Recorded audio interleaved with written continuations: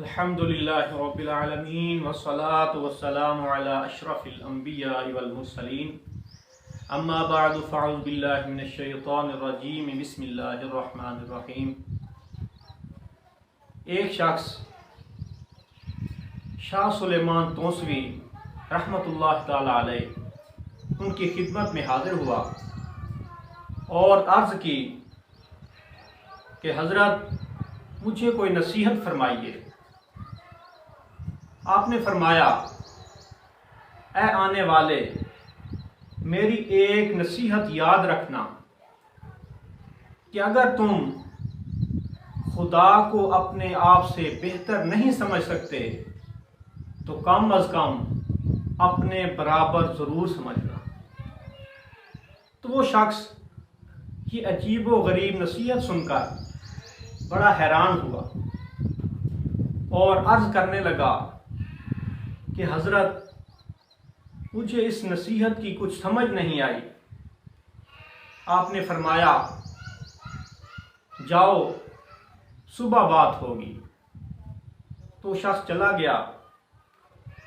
अब उसे सुबह के वक्त जो खाना दिया गया उसमें एक खुश्क रोटी थी और दूसरा पराठा था।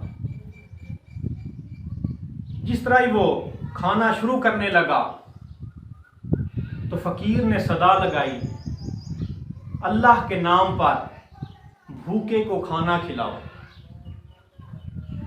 तो उसने खुश्क रोटी उठाई और फ़कीर को दे दी। उसके बाद नाश्ता किया, फिर हज़रत की खिदमत में हाजिर हो गया। फिर अर्ज़ करने लगा कि हज़रत मुझे समझाइए कि कौन ऐसा शख्स है कि जो रब को अपने आप से बेहतर नहीं समझता। आपने फरमाया, आपने नाश्ता तो कर लिया होगा। कहने लगा, जी। फिर पूछा, जब फ़कीर ने सदा लगाई थी तो आपने कौन सी रोटी दी थी? कहने लगा कि मैंने खुश्क रोटी दी थी। फरमाया, अगर तुम खुदा को अपने आप से बेहतर समझते तो तुम खुश्क रोटी नहीं बल्कि पराठा उस फकीर को खिलाते। इसका मतलब ये है कि तुमने रब को अपने बराबर भी नहीं समझा बल्कि अपने आप से कमतर समझा। अगर बराबर समझते तो आधा पराठा और आधी खुश्क रोटी वो फकीर को देते। इसका मतलब ये था कि तुमने रब को अपने बराबर समझा। और अगर खुद खुश्क रोटी खाते और फकीर को पराठा देते, इसका मतलब ये था कि तुमने रब को अपने आप से बेहतर समझा। वो शख्स बड़ा हैरान हुआ और देखें कि मुआशरे में तकरीबन यही चल रहा है। अगर कोई आके अल्लाह के नाम की सदा लगाए तो हमारा रवैया ये होता है कि घर में जो बची खुची रोटी पड़ी है, कुछ पड़ा है, वो उठा के दे देते हैं। और इसी तरह वलीमे का खाना बच जाए वो मदारस में भेज देते हैं कि अल्लाह के नाम पे जाएगा। और यहाँ तक कि हमारी औलाद में से देखते हैं कि वो बच्चा जो ज़हीन नहीं, कुंद ज़हन है, तो हमारी उसके बारे में राय ये होती है कि इसको हाफिज़ कुरान बनाएंगे, इसे आलिम दीन बनाएंगे। और इस तरह की कई मिसालें हमारे मुआशरे में मौजूद हैं।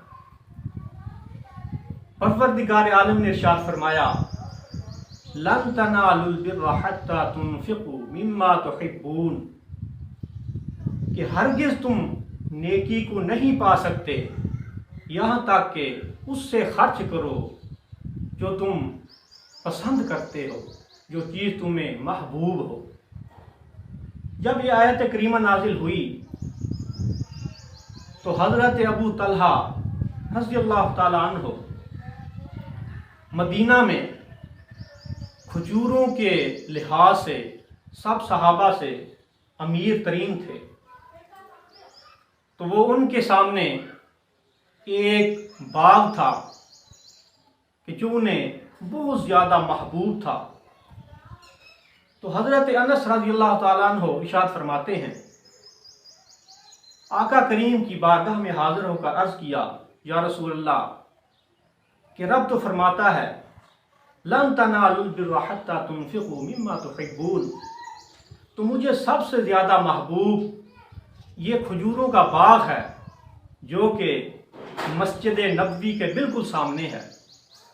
मैं इसे रब की राह में खर्च करता हूँ और आखिरत में रब से बेहतर उम्मीद रखता हूँ कि मुझे ऐसा अजर दिया जाएगा। आका करीम ने सुना, फिर इरशाद फरमाया कि जो तुमने कहा मैंने सुन लिया, ये बहुत नफ़ा बख्श माल है, बड़ा नफ़ा बख्श माल है। फिर आपने फरमाया, मेरी राय ये है कि तुम इसे अपने रिश्तेदारों में खर्च कर दो। तो आपने फरमाया, या रसूल अल्लाह, जिस तरह आपकी राय हो। तो उन्होंने वो माल अपने रिश्तेदारों में और चचा के बेटों में तकसीम कर दिया। हज़रात मोहतरम, इन अहादीस से और सारे वाक़ियात से हमें ये बात समझ में आती है कि रब की बारगाह में अगर हम चाहते हैं कि हमारी नेकी मकबूल हो जाए, तो हमें वो चीज़ खर्च करनी चाहिए कि जो सबसे ज़्यादा हमें महबूब हो। क्योंकि करीम आका ने इरशाद फरमाया, जब तुम किसी चीज़ को रब की राह में खर्च करने लगते हो तो वो फ़कीर के हाथ में जाने से पहले रब के हाथ में जाती है। तो अल्लाह रब्बुल इज़्ज़त से दुआ है कि करीम रब हमें अपनी महबूब चीज़ रब की बारगाह में खर्च करने की तौफीक अता फरमाए। वमा अलैया इल्लल बलाग।